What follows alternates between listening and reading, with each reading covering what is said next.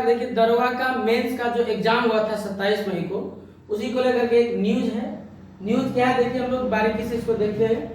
News है कि दरोगा भर्ती का जो एग्जाम हुआ था 27 मई को, ठीक है, तो मेंस का जो परीक्षा हुआ था, आप लोग जानते हैं कि दरोगा का जो मेंस का एसआई का जो मेंस का परीक्षा हुआ है, तो दरोगा भर्ती मेंस परीक्षा में धांधली के आरोपों पर हाई कोर्ट ने बीपीएससी से 3 हफ्ते में जवाब मांगा है। देखिए जो केस किया गया था और इसमें जो अभ्यर्थियों ने 42 पन्नों का साक्ष्य पेश किया था कोर्ट में, उसी के आधार पर देखिए ये कह रहा है कि ज्यादा समय नहीं लेंगे आपका, थोड़ा सा देखिएगा। बिहार पुलिस अवर सेवा आयोग बीपीएससी द्वारा 27 मई को आयोजित दरोगा भर्ती की मेंस परीक्षा में धांधली और पेपर लीक के आरोपों को लेकर अभ्यर्थियों ने हाई कोर्ट में रिट दायर किया था, ठीक है, जो 27 मई को एग्जाम हुआ था। याचिका पर सुनवाई करते हुए जस्टिस हरीश कुमार जी ने कहा कि एकल पीठ ने राज्य सरकार और बीपीएससी को नोटिस जारी किया गया है। कोर्ट ने दोनों पक्षों का 3 सप्ताह के भीतर जवाब दाखिल करने का निर्देश दिया, दोनों पक्षों को, ठीक है, बीपीएससी को भी और जो दर्ज किए हैं उनको भी। मतलब अगली सुनवाई 24 अगस्त को होनी है। अगली सुनवाई जो है वो 24 अगस्त को होगी। ये आज का न्यूज पेपर का कटिंग है, ठीक है। आगे देखिए, मालूम हो कि मेंस परीक्षा का रिजल्ट जो आप लोग जानते होंगे कि 19 जून को आया था। कब आया था? 19 जून को आया था, आप लोग जानते होंगे। और इतना अभ्यर्थी 10,759 अभ्यर्थी चयनित हुए थे और अब इनका फिजिकल टेस्ट होगा। परीक्षा में 35,857 अभ्यर्थी शामिल हुए थे। 35,857 अभ्यर्थियों ने परीक्षा दिया था, आप लोग को पता होगा। 10,759 में चयनित हुआ था। और सुनवाई दौरान याचिकाकर्ताओं के अधिवक्ता अभिनव श्रीवास्तव ने कोर्ट पक्ष को रखा। उन्होंने कहा कि मुक्त परीक्षा में बड़े पैमाने पर अनियमितताएं हुई। परीक्षा के दौरान प्रश्न पत्र के फोटो वायरल होने लगे। गलत तरीकों का इस्तेमाल को लेकर के 2 अलग-अलग एफआईआर दर्ज किया गया।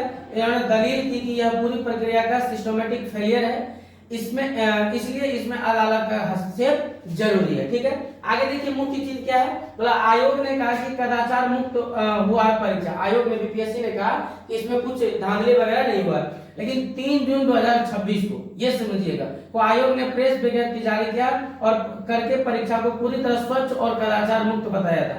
आयोग का कहना था कि केवल 2 केंद्रों पर शिक्षक स्टाफ द्वारा अनुप्रयुक्त प्रश्न पत्र की फोटो खींचकर वायरल की गई, केवल 2 जगह पर। परीक्षा से पहले पेपर लीक होने की बात को आयोग ने खारिज कर दिया था पहले, ठीक है।